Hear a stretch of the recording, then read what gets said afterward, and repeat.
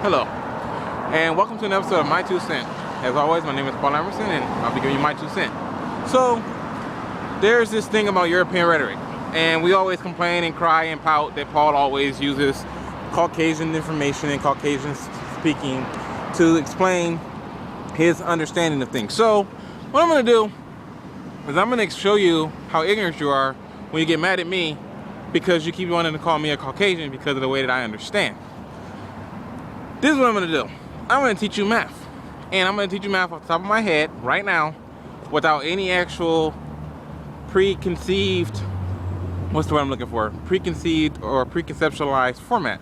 Because I've thought about this, but I've never actually written down to create anything substantial. So we do math based on numerical principles. One of the things that I've noticed about our math system is that we also have letters. Since I've been studying phonics because I want to get stronger in my communication skills on paper, literature, my literal skills basically, I started listening to phonics so that I can pronounce the words correctly, and I still probably can't, but I'm proficient enough to get my point across. So we have numbers 1, 2, 3, 4, 5, 6, 7, 8, 9, 10. We have letters A through Z. I'm not gonna say all 26, I hope. Anyway, all I need to do this is I need O, N, and E, which spells 1. So we have a word, we have a letter, we have a word for a numerical character called 1, O, N, and E. Now, watch this, pay attention, because for you that aren't as advanced as you think you are, it's gonna be really hard for you to keep up. So we have A, B, C, D, E, F, G, H, I, and J. There are 10 characters, not 10 numbers, 10 characters that we use to describe our numbers. 1, 2, 3, 4, 5, 6, 7, 8, 9, and 0. Those are the 10 characters that we use to describe our numbers.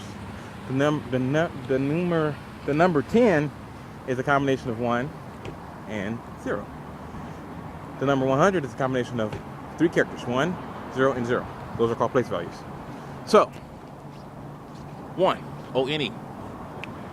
If you assign each numerical value from 0 to 9, a letter A, B, C, D, E, F, G, A, B, C, D, E, F, G, H, I, J, what you can do is you can make a simple and very complex and very elegant word for each number. And what I mean is the number 10 becomes A and J. If you know anything about phonics, you can pronounce that. I can't, so I'm gonna just try. It'll be like a ja. So a ja, or ja, or haja, whatever, would actually be the character for 10. What I can do is I can do A and B. So 1 plus 1, which will be A and A, would equal ba. A plus A would equal ba. So ba plus blah would equal duh, because 2 plus 2 equals 4. And C, D, E. E plus E will equal J. 1, A, B, C, D, E, F, G, H, I, J. So our numbers could actually be simple characters as far as words are concerned. Each numerical character could actually be its own value. And you know how I figured that out? Binary. Because the binary characters are zeros and ones. You can use zeros and ones to transcribe anything in our existence. See, a computer program can describe anything. It can describe a car, a truck, a house, a key, a lock, potato chip, fornication. It can describe anything. The reason why I can do that is because it has a very simple algorithm, 0 and 1. And programmers use those algorithms to program classes and states and variables.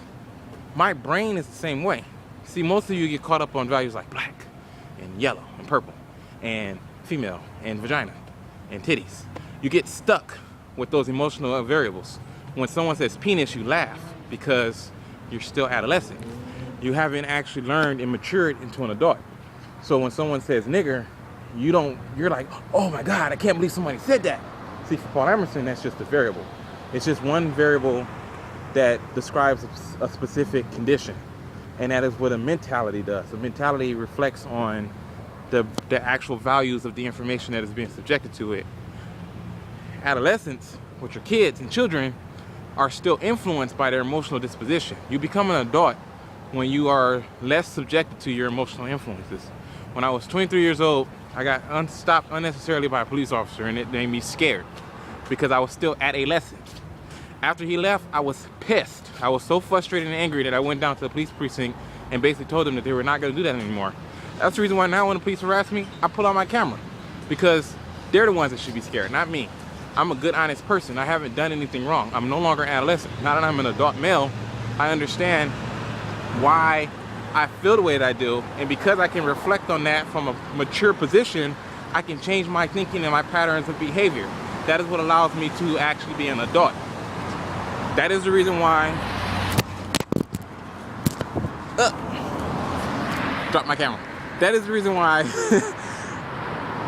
African Americans want to be black, because you were taught to be black. You were taught that everything about you was wrong, and your skin color is going to make you difficult, and it's going to make it hard for you to be a productive member of society. Black and your mentality is not the acceptance of that. It is the desire, the innate desire that every human being has to overcome adversity. The problem is that when you accept those adversities, you never overcome them. You just entertain them.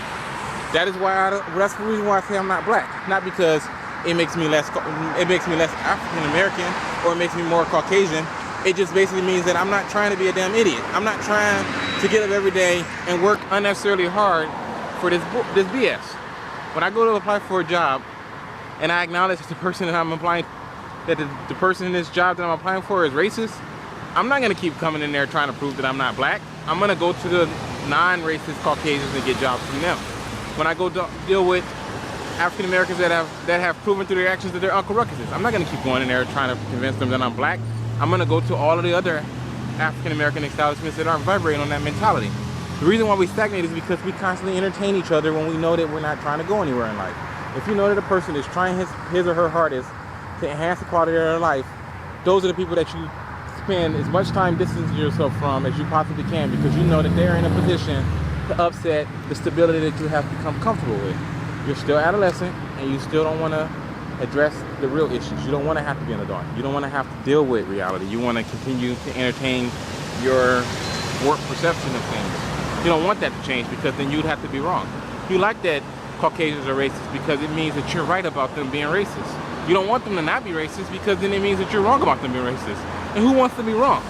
Do you want to not be right? Would you prefer to be wrong and Caucasians not be racist, or right and they are racist? That's an adolescent mentality. Until you're able to address that in yourself, you're going to continue to stagnate. Because like I said before, we live in a European nation. If you're not willing to deal with Europeans, you should leave. You're not. You're still here. You're still walking around. You're still entertaining them because you have nothing better to do with your life, because you're not in a position to enhance the quality of your life, because your mentality is stuck in adolescence.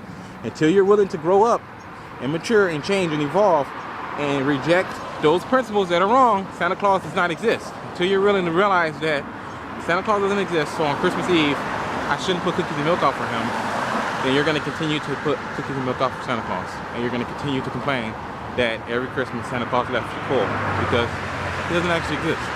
So that's pretty much what it boils down to. I don't believe that I'm white, because I don't believe in white. I don't believe that I'm black, so I don't believe in black. What I am is Paul Emerson. The problem that I have is that nobody else believes in Paul Emerson. While you believe in black people and white people and Asian people and Caucasians and white supremacy and the man, you can believe in the man, but you can't believe that the guy that's sitting right in front of you is actually the person that he is showing that he is. You're too busy waiting for him to be what you want him to be. You're too busy waiting for him to prove that he's black. You're too busy waiting for her to prove that she's a bitch. You can't just acknowledge people for who they truly are. If a person is pretending to be a person and they pretend to be that person for 30 or 40 years, chances are your mentality is wrong, not theirs. So you need to think about that. So, as always, my name is Paul Emerson, and that's my 2 cents.